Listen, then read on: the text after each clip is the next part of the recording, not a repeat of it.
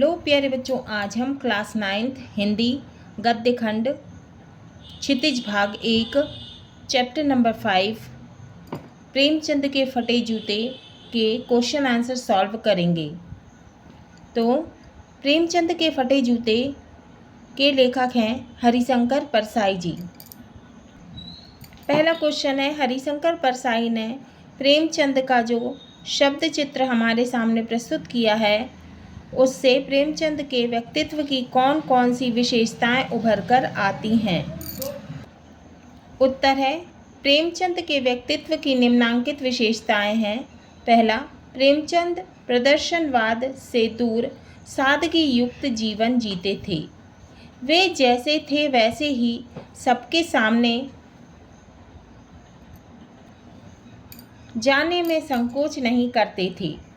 दूसरा पॉइंट है, प्रेमचंद के विचार उच्च थे, अच्छे विचार थे। उन्होंने कई सामाजिक बुराइयों के खिलाफ अपने साहित्य लिखे हैं। तीसरा, प्रेमचंद एक स्वाभिमानी व्यक्ति थे। वे सर्वश्रेष्ठ साहित्यकार थे। लेखक ने उन्हें साहित्यिक पुरखा भी कहा है। चौथा, प्रेमचंद को समझौता करना मंजूर ना था। पांचवा है, वे हर परिस्थिति का डटकर मुकाबला करते थे। अब प्रश्न 2 है, सही कथन के सामने सही का निशान लगाइए। अब का है, बाएं पांव का जूता ठीक है मगर दाहिने जूते में बड़ा छेद हो गया है जिसमें से उंगली बाहर निकल आई है। अब क्या है, प्रेमचंद जी के दाहिना जूता जो था वो ठीक था और बाएं जूते में छेद था, है ना, तो ये सही नहीं है। लोग तो इत्र चुपड़ कर फ़ोटो खिंचाते हैं जिससे फ़ोटो में खुशबू आ जाए, ये सही है। तुम्हारी यह व्यंग मुस्कान मेरे हौसले बढ़ाती है, ये सही नहीं है। जिसे तुम घृणित समझते हो उसकी तरफ अंगूठे से इशारा करते हो, ये भी सही नहीं है। अब प्रश्न 3 है, नीचे दी गई पंक्तियों से निहित व्यंग को स्पष्ट कीजिए। जूता हमेशा टोपी से कीमती रहा है, अब तो जूते की कीमत और बढ़ गई है और एक जूते पर 25 टोपियां न्यौछावर होती हैं। अब इसका उत्तर है, प्रस्तुत पंक्ति में लेखक ने समाज में प्रचलित अनैतिकता पर कठोर व्यंग किया है। वे लिखते हैं कि जूता जिसका स्थान पाँव में अर्थात सबसे नीचे है पर उसे ताकत और सामर्थ्य का प्रतीक माना गया है, मतलब शक्तिशाली माना गया है।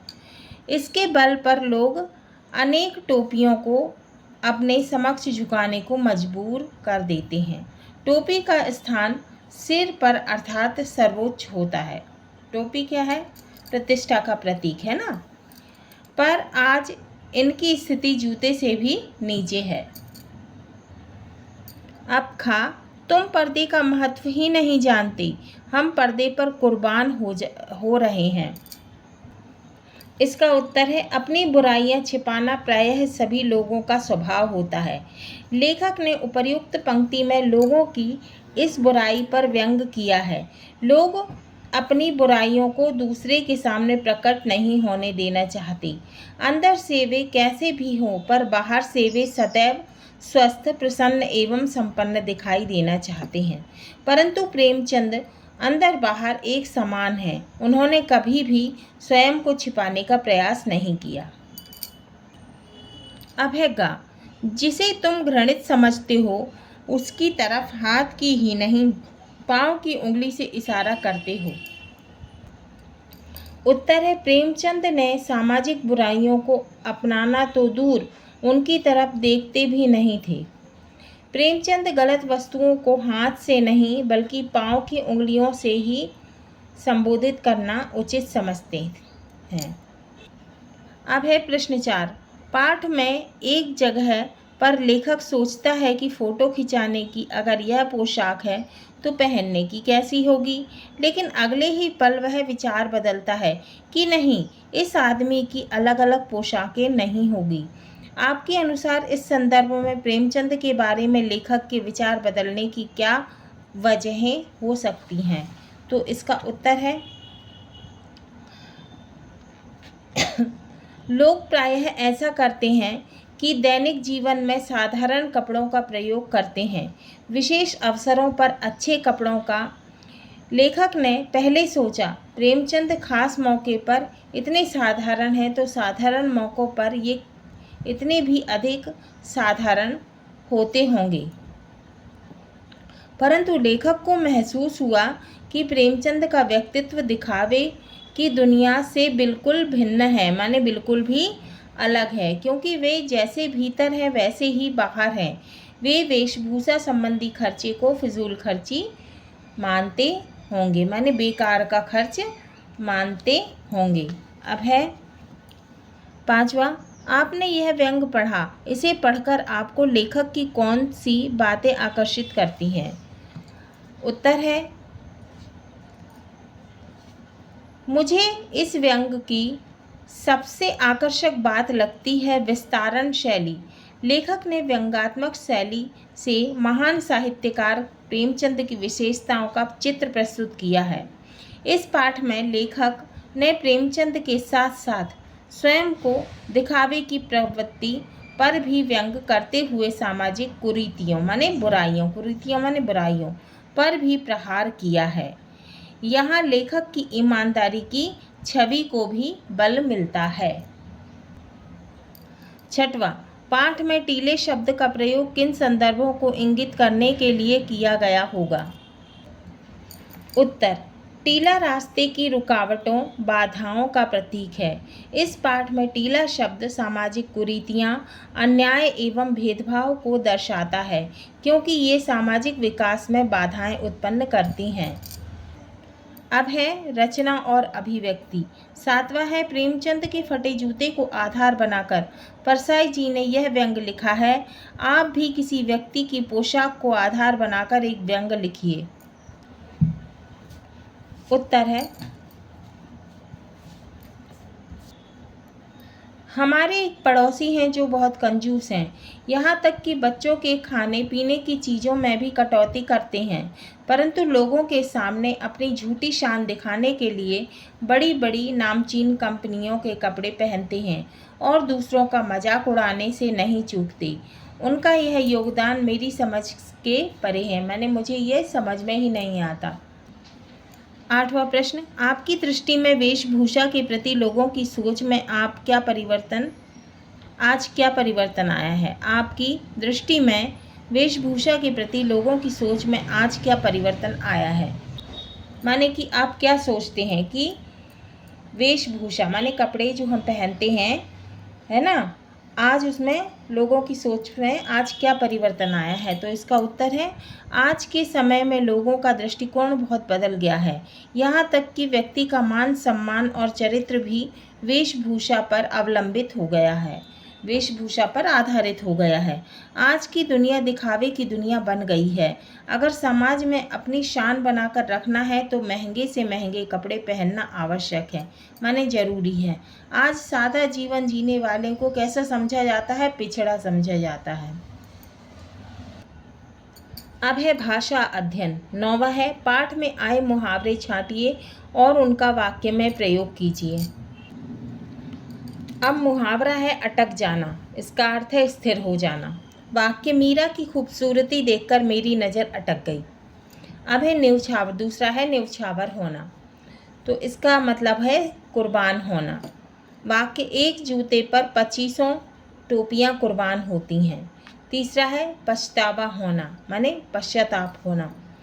वाक्य, कुंभन दास का जूता भी फतेहपुर सीकरी जाते समय घिस गया, उसे बड़ा पछतावा हुआ। चौथा है रो पड़ना, माने पीड़ा महसूस करना। वाक्य बना है फटे जूते देखकर एवं क्लेश देखकर लेखक रो पड़ना चाहता है। 5वां लहूलुहान होना, माने घायल होना। वाक्य, अंगूठे जमीन पर घिसता है और पैनी मिट्टी पर कभी लहूलुहान हो जाता है। अब है प्रश्न 10वां, प्रेमचंद के व्यक्तित्व को उभारने के लिए लेखक ने जिन विशेषणों का प्रयोग किया है उनकी सूची बनाइए। तो विशेषण है, उत्तर है, पहला विशेषण है महान कथाकार, दूसरा है उपन्यास सम्राट, तीसरा है जनता के लेखक, चौथा है साहित्यिक पुरखे और पांचवा है युग प्रवर्तक। महत्वपूर्ण गद्यांश हैं। पहला गद्यांश है, प्रेमचंद का एक चित्र मेरे सामने है। पत्नी के साथ फोटो खिंचा रहे हैं। सिर पर किसी मोटे कपड़े की टोपी, कुर्ता और धोती पहने हैं।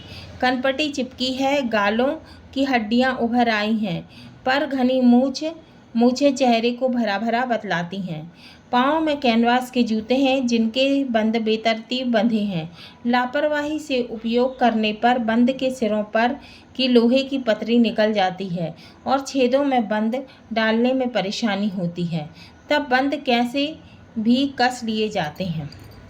दाहिने पाँव का जूता ठीक है, मगर बाएं जूते में बड़ा छेद हो गया है जिससे अंगुली बाहर निकल आई है। मेरी दृष्टि इस जूते में अटक गई। मैं सोचता हूँ फ़ोटो खिंचाने की अगर यह पोशाक है तो पहनने की कैसी होगी। नहीं, एक आदमी को अलग अलग पोशाकें नहीं होंगी। इसमें पोशाकें बदलने का गुण नहीं है। यह जैसा है वैसा ही फ़ोटो में खिंच जाता है। अब इस गद्यांश का पहला प्रश्न है, लेखक के सामने किसका चित्र है? वह क्या सोच रहा है ना? तो उत्तर है, लेखक के सामने महान साहित्यकार मुंशी प्रेमचंद का चित्र है। उसे देखकर लेखक अपने व्यक्तित्व और कृतित्व के बारे में सोच रहा है कि फ़ोटो खिंचाने की अगर यह पोशाक है तो घर पर पहनने की कैसी होगी। पर दूसरे क्षण वह स्वयं को समझाता हुआ कहता है कि नहीं, सादगी पसंद आदमी की घर और बाहर की अलग अलग पोशाकें नहीं होती, माने अलग अलग कपड़े नहीं होते। प्रश्न 2, लेखक की दृष्टि कहाँ अटक गई? उत्तर, लेखक की दृष्टि प्रेमचंद द्वारा फोटो में पहने हुए जूते पर अटक गई, जिसमें लेखक प्रेमचंद के दाहिने पांव का जूता तो ठीक था, परंतु बाएं पैर के जूते में एक बड़ा छेद था जिससे उनके पांव की उंगलियां बाहर निकल आई थीं। प्रश्न 3, फोटो को देखकर लेखक किस निष्कर्ष पर पहुंचता है? उत्तर है, फोटो को देखकर पहले तो लेखक प्रेमचंद की पोशाक पर आश्चर्य व्यक्त करता है, माने वो आश्चर्यचकित हो जाते हैं देखकर और सोचते हैं कि फ़ोटो खिंचवाने की यह पोशाक है तो पहनने की कैसी होगी। परंतु वह तुरंत अपनी सोच बदलता है, लेकिन तुरंत वो सोचते हैं कि प्रेमचंद के व्यक्तित्व को देखते हुए वह इस निष्कर्ष पर पहुंचता है कि प्रेमचंद की पोशाक घर और बाहर के लिए अलग अलग नहीं होगी, माने एक सी होगी। दूसरा गद्यांश है, यह कैसा आदमी है जो खुद तो फटे जूते पहने फ़ोटो खिंचा रहा है पर किसी पर हंस भी रहा है। फ़ोटो ही खिंचवाना था तो ठीक जूते पहन लेते या ना खिंचाते। फ़ोटो ना खिंचाने से क्या बिगड़ता था, शायद पत्नी का आग्रह रहा हो और तुम अच्छा चल भाई कहकर बैठ गए होंगे। मगर यह कितनी बड़ी ट्रेजेडी है कि आदमी के पास फ़ोटो खिंचाने को भी जूता ना हो। मैं तुम्हारी यह फ़ोटो देखते देखते तुम्हारे क्लेश को अपने भीतर महसूस करके जैसे रो पड़ना चाहता हूँ, मगर तुम्हारी आँखों का यह तीखा दर्द भरा व्यंग मुझे एकदम रोक देता है। अब गद्यांश दूसरे का पहला प्रश्न है, लेखक परसाई प्रेमचंद को क्या सलाह दे रहे हैं? उत्तर, लेखक परसाई प्रेमचंद को सलाह दे रहा है कि कम से कम चंद क्षणों के लिए, माने कुछ क्षणों के लिए, थोड़े समय के लिए सही दिखावे की संस्कृति को अपना लेते, अर्थात फ़ोटो खिंचवाने के ठीक जूते पहन लेते, है ना। तो वो कह रहे हैं कि फ़ोटो खिंचवाने के लिए, है ना, अच्छे जूते पहन लेते।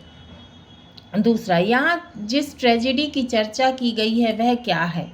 उत्तर, प्रस्तुत गद्यांश में जिस ट्रेजेडी की चर्चा की जा रही है वह है कि प्रेमचंद जैसे महान साहित्यकार के पास फ़ोटो खिंचवाने के लिए भी जूता नहीं, अर्थात महान साहित्यकार की आर्थिक स्थिति ऐसी है कि वह जूता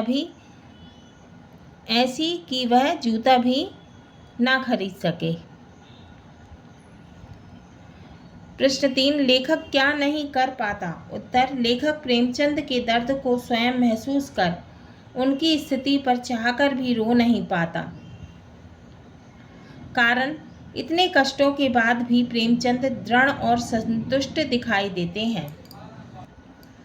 गद्यांश 3 है, टोपी 8 आने में मिल जाती है और जूते उस जमाने में भी 5 रुपए से कम में क्या मिलते होंगे। जूता हमेशा टोपी से कीमती रहा है।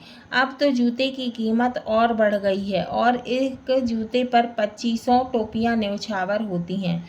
तुम भी जूते और टोपी के अनुपातिक मूल्य के मारे हुए थे। यह विडंबना मुझे इतनी तीव्रता से पहले कभी नहीं चुभी जितनी आज चुभ रही है, जब मैं तुम्हारा फटा जूता देख रहा हूँ। तुम महान कथाकार, उपन्यास सम्राट, युग प्रवर्तक, जाने क्या क्या कहलाते थे, मगर फोटो में भी तुम्हारा जूता फटा हुआ है। अब इस गद्यांश का पहला क्वेश्चन है, जूते पर कितनी टोपियां न्यौछावर होती हैं का तात्पर्य है। उत्तर, यह उचित वर्तमान व्यवस्था पर करारा प्रहार है। टोपी को भारतीय संस्कृति में किसी की प्रतिष्ठा और आन के साथ जोड़ा गया है। टोपी पगड़ी उतरने का आशय है बेइज्जत हो जाना या समर्पण कर देना। उस उक्ति में जूते पर अपनी प्रतिष्ठा को समर्पित होते हुए दिखाया गया है। दूसरा है, लेखक ने प्रेमचंद को किन किन उपाधियों से विभूषित बताया है। उत्तर, लेखक ने प्रेमचंद को महान कथाकार, उपन्यास सम्राट, युग प्रवर्तक इत्यादि उपाधियों से विभूषित बताया है। प्रश्न 3, प्रेमचंद की विडंबना क्या थी। उत्तर है, प्रेमचंद की विडंबना यह थी कि उनके जैसा महान साहित्यकार भी जूते और टोपी के अनुपातिक मूल्य के मारे हुए थे। जहाँ एक जूते पर 2500 टोपियां न्यौछावर होती हैं, जूता हमेशा से टोपियों से कीमती रहा है। जूते के आगे उसका कोई मूल्य नहीं, फिर भी फोटो में जूते फटे थे। अब है महत्वपूर्ण प्रश्नोत्तर।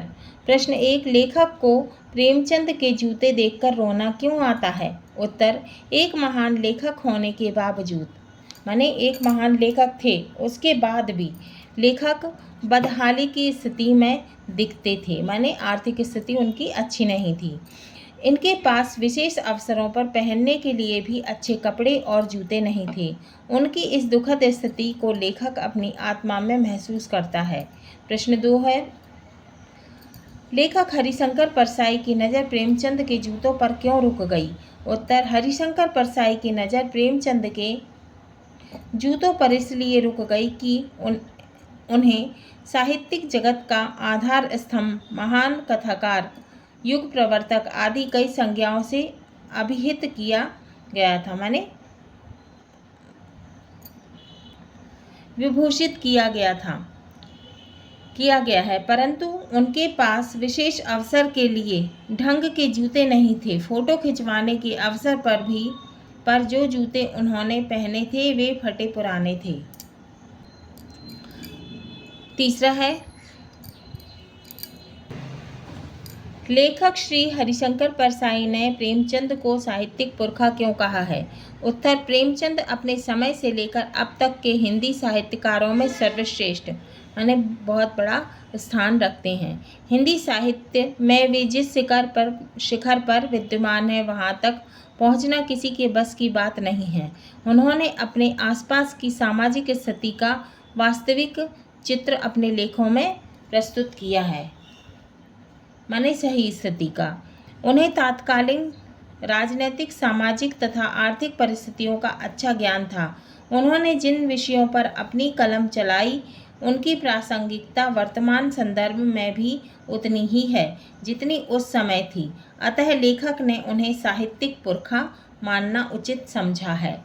अब प्रश्न 4 है, गंदे से गंदे आदमी को फोटो भी खुशबू देती है। क्या है क्वेश्चन, गंदे से गंदे आदमी की फोटो भी खुशबू देती है।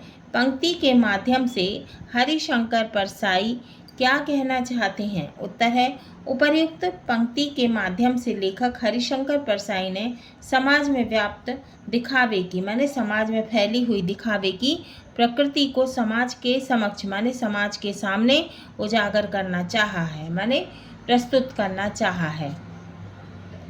उनके अनुसार लोग दिखावे के लिए फोटो खिंचवाते हैं, दूसरों से वस्तुएं उधार लेते हैं, यहाँ तक कि बीवी भी तो लोगों से क्या क्या उधार लेते हैं, फ़ोटो खिंचवाने के लिए सामान उधार लेते हैं, यहाँ तक कि बीवी भी उधार लेते हैं। फिर परसाई जी प्रस्तुत पंक्ति के माध्यम से यह कहना चाहते हैं कि दिखावा बेकार है, वास्तविकता को स्वीकार कर सही मार्ग पर चले, सफलता अवश्य मिलेगी। माने लेखक क्या कहते हैं कि वास्तविकता को माने सही चीज़ को स्वीकार करो, है ना, और सही रास्ते पे चलो तो क्या होगा, सफलता जरूर मिलेगी। 5वां प्रश्न है, प्रेमचंद ने फटे जूते में भी अपनी फ़ोटो खिंचा ली, पर लेखक ऐसा कभी नहीं करता, क्यों? पाठ के आधार पर स्पष्ट कीजिए। उत्तर, हरिशंकर परसाई ने प्रस्तुत पाठ प्रेमचंद के फटे जूते में हमेशा स्वयं को वर्तमान संदर्भ में तथा लेखक को तात्कालिक समय के प्रतिनिधि के रूप में प्रस्तुत किया है। लेखक ने उपर्युक्त पंक्ति में यह दिखाना चाहा है कि वर्तमान और प्रेमचंद के समय में वैचारिक माने विचारों का, है ना, स्तर पर काफ़ी असमानता है। तात्कालिक लोग अपनी वस्तु स्थिति को छिपाना नहीं चाहते थे, वे जैसे थे वैसे ही दिखते थे। अतः प्रेमचंद ने अपने फटे जूतों के साथ फ़ोटो खिंचा ली, परंतु लेकिन वर्तमान में माने आज, है ना, आज के समय में अपने दोषों को छिपाने के लिए पीछे लोग सब कुछ करते हैं। लेखक इस दशा में फ़ोटो खिंचवाने को तैयार नहीं है। अब 6वां प्रश्न है, हरिशंकर परसाई ने अपने और प्रेमचंद के जूते में क्या अंतर बताया है? उत्तर, प्रेमचंद के बाएं पैर के जूते में ऊपर छेद है, जिससे उनकी पैर की उंगलियां बाहर निकल आई हैं।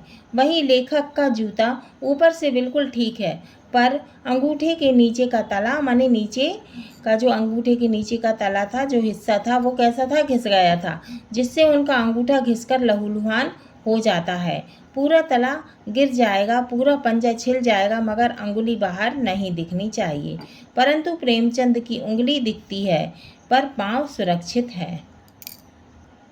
अब है रिक्त स्थानों की पूर्ति कीजिए। पहला है, लेखक के सामने डैश का फोटो है। अब किसका है, परसाई का कि प्रेमचंद का, है ना, तो क्या आएगा इसमें, प्रेमचंद का। दूसरा है, लेखक की दृष्टि फोटो पर अटक गई। किसकी क्या है, लेखक की दृष्टि डैश पर अटक गई, किस पर, फोटो पर या प्रेमचंद जी पर, तो क्या आएगा रिक्त स्थान में, फोटो पर। तीसरा है, प्रेमचंद जी यथार्थवादी साहित्यकार थे। कौन थे, आदर्शवादी या यथार्थवादी, तो क्या आएगा इसमें रिक्त स्थान में, यथार्थवादी। चौथा, परसाई जी एक व्यंग्यकार थे, है ना, रिक्त स्थान में आएगा व्यंग्यकार। 2 ऑप्शन दिए हैं, आलोचक या व्यंग्यकार, तो क्या आएगा, व्यंग्यकार। अब है एक वाक्य में उत्तर लिखिए। अब हमें एक वाक्य में उत्तर लिखना है। पहला, पर्दे का महत्व कौन नहीं जानता। उत्तर है, पर्दे का महत्व प्रेमचंद नहीं जानते। दूसरा है, पर्दे पर कौन कुर्बान हो रहा है। उत्तर है, पर्दे पर दिखावा पसंद संस्कृति के लोग कुर्बान हो रहे हैं। तीसरा, लेखक क्या करने को तैयार नहीं है। उत्तर, लेखक प्रेमचंद जी की तरह फटे जूते पहनकर फोटो खिंचवाने को तैयार नहीं है।